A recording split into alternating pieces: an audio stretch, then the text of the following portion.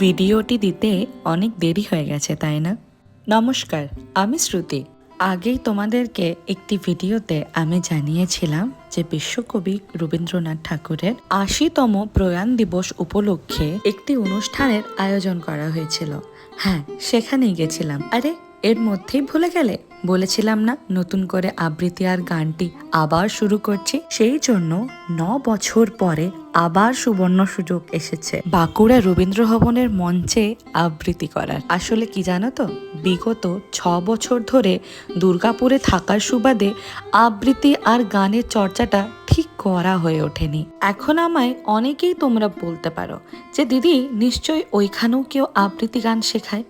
আসলে কি বলতো, যেমন ভাতের খিদে বিরিয়ানিতে পোষায় না, তেমনি বিরিয়ানির খিদেটাও আবার ভাতে কিন্তু পোষায় না। তাই যারা আমার অ্যাকচুয়াল মেন্টর, ছোট থেকে যারা আমার ভুল দোষ গুণ সবটাই জেনে এসেছে, তাদের কাছেই আরেকবার না হয় শুরু করি। এতে হয়তো বিপুলভাবে বকা খেলেও লজ্জা লাগবে না। দেখেছো কাণ্ড?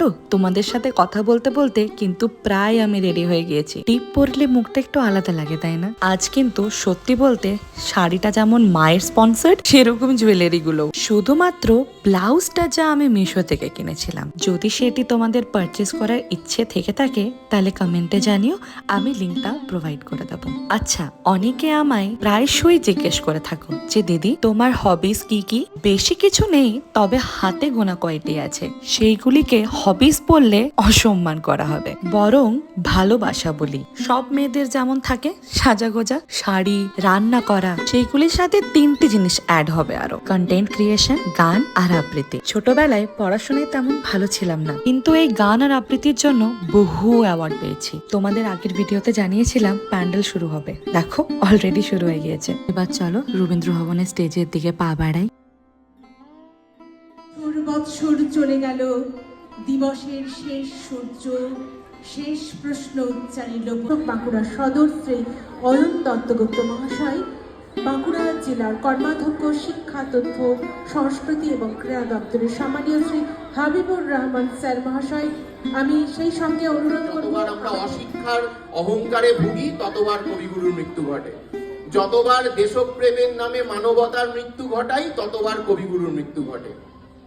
এমন প্রচন্ড কঠিনতম সময়ে কবিগুরু বারবার এই ভারসাম্য কথা উল্লেখ করেছিলেন যে দেশপ্রেম অনস্বীকার্য যে কোনো জাতির জীবনে, তা কিন্তু তার পাশে পাশে দেশপ্রেমের অজুহাতে যেন মানবতার কোথাও মৃত্যু না ঘটে তার সাবধান বাণী, তার শিক্ষকতা করার চেষ্টা করেছেন তার বিভিন্ন। কবিগুরু রবীন্দ্রনাথ ঠাকুরের স্মরণে আমাদের আজকের নিবেদন সেযুতি কাব্যগ্রন্থের কবিতা স্মরণ। রবীন্দ্রনাথ কখনো চাননি যে সব সভা সমিতি ঘটা করে তার জন্মদিবস বা মৃত্যু দিবস পালন করা হোক। তিনি যা চেয়েছেন এই কবিতায় আমরা তাই পড়ে শোনাব। পরিবেশনায় বাচিক শিল্পী কেন্দ্রের শিল্পীবৃন্দ। যখন রব না আমি মর্ত কায়ায়, তখন সরিতে যদি হয় মন, তবে তুমি এসো হেথা নিভৃত ছায়ায়, যেথা এই চৈত্রের শালবন। হেথায় যে মঞ্জরি দোলে শাখে শাখে, পুচ্ছ নাচায় যত পাখি গায়, ওরা মোর নাম ধরে কভু নাহি ডাকে, মনে নাহি করে বসে নিরালায়। কত যাওয়া কত আশা এই ছায়াতলে, আনমনে নেয় ওরা সহজে, মিলায় নিমেষে কত প্রতি পলে পলে, হিসাব কোথাও তার কিছু নেই। সে আমারে কে চিনেছ মর্ত কায়ায়, কখনো সরিতে যদি হয় মন, ডেকো না ডেকো না সভা, এসো এই ছায়ায়, যেথা এই চৈত্রের শালবন।